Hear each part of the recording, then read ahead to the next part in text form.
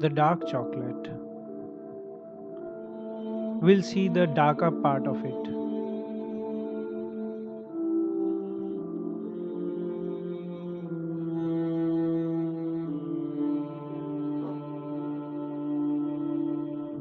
So these are all chocolates. We all love them.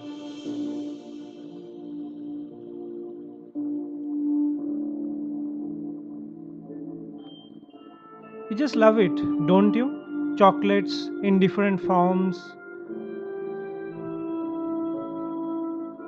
But have you ever wondered where does it come from?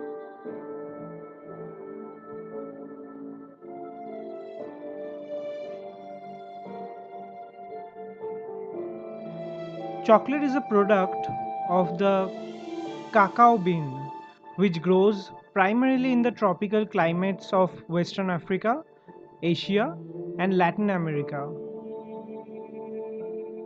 Western African countries, mostly Ghana and the Ivory Coast, supply more than 70% of the world's cocoa.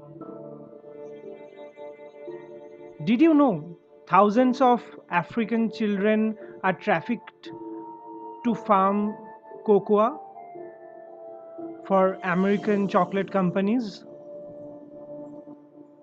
In recent years, a handful of organizations and journalists have exposed the widespread use of child labor and, in some cases, slavery on cocoa farms in Western Africa.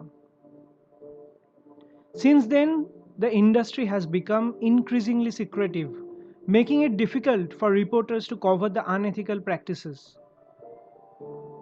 The child labor. In Western Africa, cocoa is a commodity crop grown primarily for export.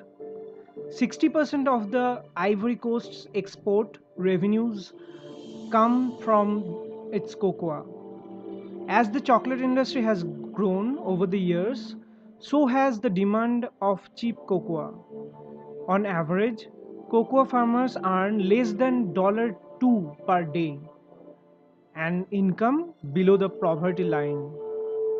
As a result, they often resort to the use of child labor to keep their prices competitive.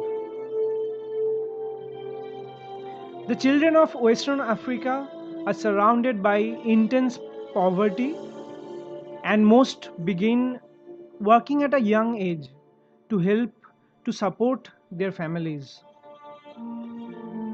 Some children end up on the cocoa farms because they need work, and traffickers tell them that the job pays well. Other children are sold to traffickers or farm owners by their own relative. Often, traffickers abduct the young children from small villages in neighboring African countries such as Burkina Faso and Mali, two of the poorest countries in the world.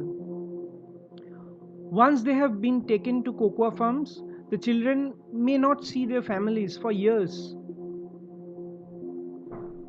Most of the children laboring on cocoa farms are between the ages of 16 and 12, but reporters have found children as young as 5. In addition, 40% of these children are girls,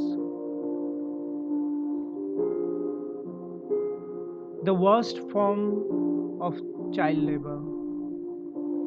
These children has to handle chainsaws to clear the forests, climb the cocoa trees to cut beans using a machete. Once Once they cut the bean pods from the trees, the children pack the pods into sacks that weigh more than 100 pounds when full and drag them through the forests. They said some of the bags were taller than me. It took two people to put the bag on my head, and when you didn't hurry, you were beaten.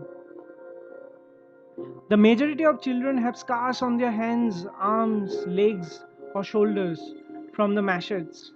Children are also exposed to agricultural chemicals on cocoa farms in Western Africa.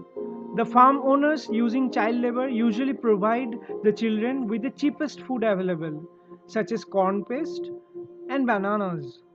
In some cases, the children sleep on wooden planks in small windowless buildings with no access to clean water or sanitary bathrooms.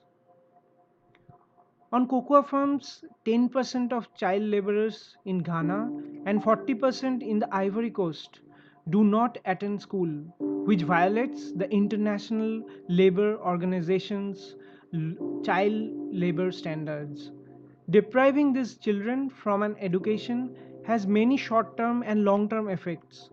Without an education, the children of the cocoa farms have little hope of ever breaking the cycle of poverty. To date, relatively little progress has been made to reduce or eliminate child labor and slavery in the cocoa industry of Western Africa.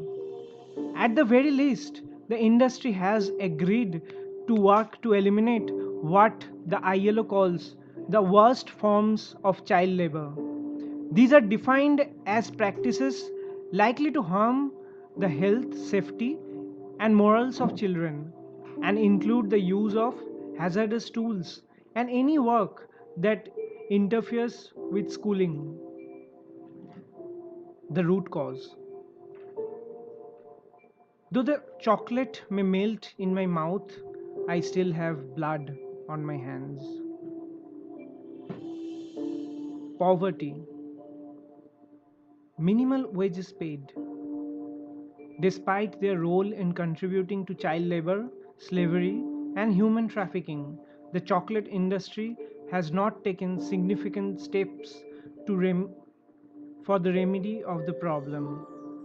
Within their 60 billion industry, chocolate companies have the power to end the use of child labor and slave labor by paying cocoa farmers a living wage for their product. The truth is that consumers today have no sure way of knowing if the chocolate they are buying involved the use of slavery or child labor.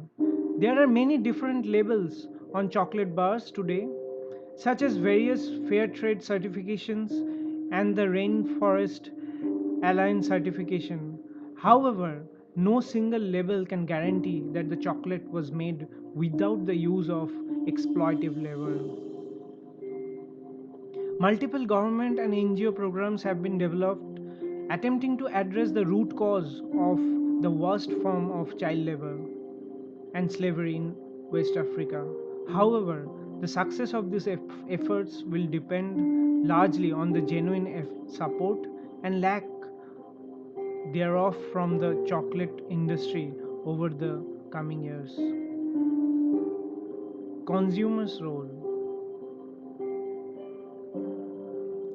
It's not a luxury product.